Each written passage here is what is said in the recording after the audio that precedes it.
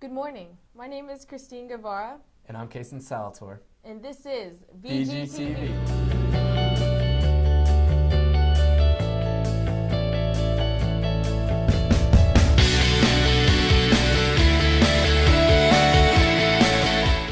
And now for the announcements. Congratulations to the high school mindset team made up of Matthew Minestrelli, Leanne Johnson, Kenneth Knight, Iris Wang, Charlie Ainsworth, and Megan O'Halloran. They came in first place in the high school finals. Also winning honors in the writing contest was senior Joseph Malari, who took second place. Attention parents of AP students, your student will be receiving an advanced placement bulletin and AP testing schedule this week in one of his or her AP classes. The testing schedule gives the name of each exam, the test date, and has a place for the parent or guardian to sign for each of them. Please return this form along with your payment to the College Advising Office by March 22nd. If you have any questions, please contact Mr. David Newton by email or phone. Congratulations to Leanne Johnson, Joseph Malari, and Matthew McGee, who earned recognition in the 2016 Scholastic Art and Writing Awards for the Southwest region at large. The 24th annual Milam Joseph Golf Tournament will be held Monday, April 11th at Willowbrook Golf Club. Call now to register or email Nikki Murchison. Proceeds are dedicated to support tuition at St. Gregory Cathedral School and Bishop T.K. Gorman Regional Catholic School in the form of merit scholarships. Great raffle prizes, a complimentary lunch, goodie bags, and more are there for you. Tee off at 12:30 p.m. Individual player is $150 and a team is $900. Congratulations to senior Olivia Dugan, who was named a National Merit finalist recently. Olivia is one of 4 students in Smith County to earn this prestigious award, ranking her among the top 1% of students in the class of 2016. There have been rumors about Bishop Gorman going green and recycling. Here's Riley Gonzalez with the story. You hear it from every student council president hopeful. Vote for me and I will make sure the school starts recycling. But as you know, the Bishop Gorman Crusaders have yet to go green. Still, there are a few of us dedicated to helping the environment. I am one of the teachers that recycles at Bishop T.K. Gorman. My recycling attitude comes out of my previous life in California, where recycling is part of everyday life, as it is in many cities in the country. I personally think it's very important. I think that we all have an obligation to preserve the environment, and particularly as a community of faith, we need to be stewards of the environment so that we leave it better than we found it, and so that we can have everything available to the next generation. A recent study in Minnesota found that schools that recycle paid less on waste hauling and had an overall net decrease in spending. So why hasn't Gorman started a school-wide recycling program? Not only would it save the school money, but it would also help fulfill our Christian duty as stewards of creation. Why should we recycle? Because this is the only earth you have. Your children are going to live here, and you need to make it the best place that it can be, not a place that's filled with trash. As Pope Francis said in his encyclical, Laudato Si, the climate is a common good, belonging to all and meant for all. We live in a throwaway society, but that doesn't mean we have to live in a throwaway school. Riley Gonzalez, BGTV. Thank you, Riley. Very interesting. This past Monday, the Student Council put on a pancake breakfast for all veterans that have recently come home. Here's the story. Okay, so right now we're having the pancake breakfast, and it's benefiting the Boot Campaign, which is a nonprofit organization, and all the money they make today we're going to get to that organization, and they're going to give it back to families, to soldiers and families who are coming back from active duty, and we're help them in any way that they need, mentally, physically, anything that they need, we're going to help them out. And then actually, this is the first time we've ever done anything like this before. Gorman, we try to do a service event each semester. Normally we've done like a can drive, but students just haven't been excited about that, so we tried taking a new spin, and we thought, what about a pancake breakfast? And as you can see through the footage, I think it's been a good turnout, and people are excited, we're happy, we want to give, and I think most importantly, we're showing our support for our soldiers, so thank you very much. Thank you, Student Council, for the breakfast. Recently, the juniors held a drive for the Dominican Republic. Here's one of the participants in the drive. It's that time of year again when the junior class embarks on their Christian service project, serving communities around the globe. Gorman has had a special relationship with the Dominican Republic, sending students for several years to serve in the community there. As this year's group wraps up their donation drive for their trip, we want to know, why do students go to the Dominican Republic? I'm going to the Dominican because one of the callings we have in the Bible is to administer to the poor, and we can go to a food bank or the soup kitchen here in Tyler, but we don't really experience that poverty on a very real level. And by going to the Dominican, I'm going to be able to really challenge myself to see the type of poverty we're going to be experiencing, as well as administer to that. And it's going to be a difficult experience in some ways. It's going to challenge me to do the work of God, and I feel like that's going to bear the best fruits of our labor. But as you may know, there have been recent incidents with previous trips to the Dominican. So how does the school plan to address these issues and keep the focus on the trip on Christian service and cultural immersion? The trip is structured around a faith component, and the whole CSI program is built out of the gospel values of service. And so we put a lot. In a foreign country, in a third world country, we have to do a lot of things to try to make sure that that trip goes well. There's some added dangers. There's some added components. Yesterday, believe it or not, we learned how to brush our teeth in a third world country, go to the bathroom in a third world country. It's actually different than the way you do that in the United States, the way we grow used to.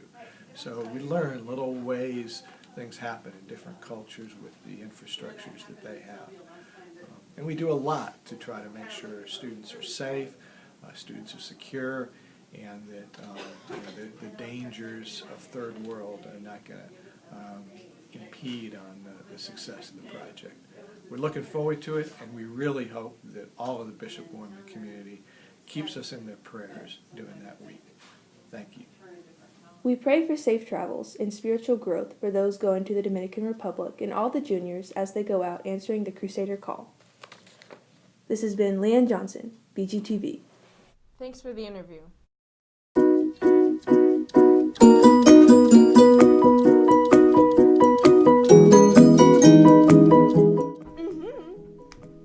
Okay, if you insist. Where am I going to get a Davy Crockett? This person wants to ask Davy Crockett questions. Where am I going to get a Davy Crockett? Bet you I could help you with that. Hey! Howdy. Hello, I'm David Crockett, lately of Tennessee and Texas history fame. And this week marks the 100th and 80th anniversary since the siege of the Alamo. Anybody in Texas has heard of the Alamo, and you know that myself, along with William Barrett Travis and Jim Bowie, and about 250 others, gave their lives in the mission of San Antonio de Valerio, known as the Alamo, down on the San Antonio River, back in 1836. And I'm here today to answer questions, to set the record straight, to separate the man from the mythology, as it were. First question. Yes, ma'am. So you died in the Alamo, correct? I believe I did, yes, ma'am. Then, are you dead currently? I believe you'd call it dead, although I am getting around pretty good for somebody's been dead 180 years. Well then, so you're alive. For now. Okay. But I always live in legend, you see. Since all these movies, so did they get it right, or are they messing up your memory? Some of it they got right. The Billy Bob Thornton movie was the closest thing to really what happened. The John Wayne version is pretty much the way we'd have liked for it to have happened.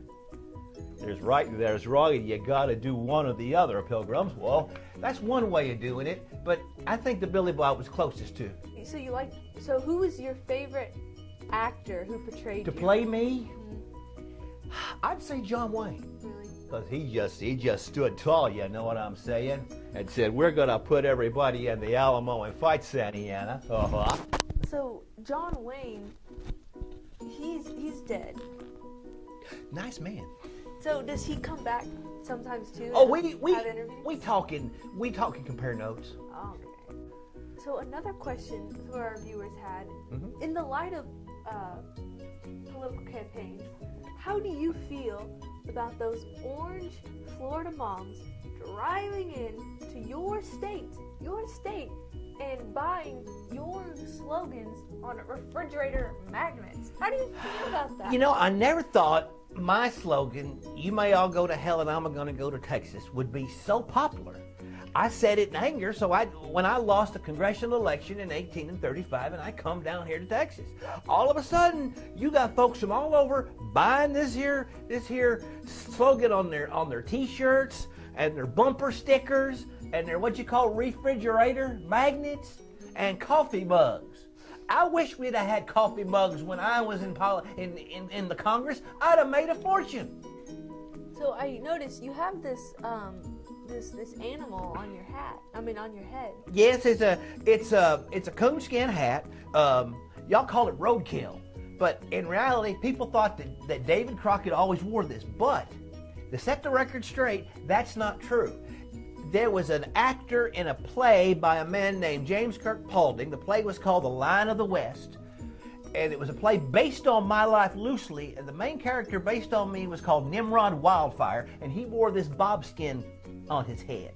Well, people expected me then from 1833 on to start wearing this thing, so I did. Before then, I didn't wear it. These things is hot. A lot has changed in 180 years. How does that make you feel? Scared? I mean, good Lord, you got these here cars going around zipping everywhere when we just had horses and wagons. Y'all got this here interwebs y'all get on all the time. Y'all can talk to anybody, anytime, anywhere on them what you call them, iPhones and ePhones or whatever you got. Little bitty boxes you talking to people and taking their pictures and so forth. We never had none of that stuff when I was growing up. So, what do you think about the myth of Davy Crockett? What do you think about that? Is it played up? Oh, it's played up all right. You know, the whole reason why I come down here to Texas in the first place was to make a name for myself and to get elected into political office. I didn't come down here to be no superhero, but that's what I turned into. Now, I ain't gonna brush that off. If people want to consider me and Jim Bowie and Buck Travis to be heroes, that's wonderful and that's all well and good, but we were men. We were men who came down here to live our lives, and even though we knew at the end that we were going to sacrifice our lives, we did so willingly, and I guess that much made us heroes. Otherwise, I'd have put on my roadkill hat and rode out. So if you could go back and do it all over again, you would still step across, I guess I would. I really would, because when it come down to it, did we want to live under an oppressive dictator, or did we want to live free in our own country where we could have the opportunity to set up political office? And I guess I'd have done it. I reckon I'd have done it all over again. So, final question. Can you really shoot that thing? Well, of course. There's a story where old Betsy and I killed 100 bears with 99 bullets one winter, and that is an honest to gospel, honest Indian story. 2 of them bears was real close together, and I took them out. That is true. And I know the other question everybody wants to ask me. They ask me this all the time. Did you really kill a bear when you was only 3? No, I was 4. Thank you. Well, that's about it for today. My name is Christine Guevara. And I'm Kason Salator, and that's all today on BGTV.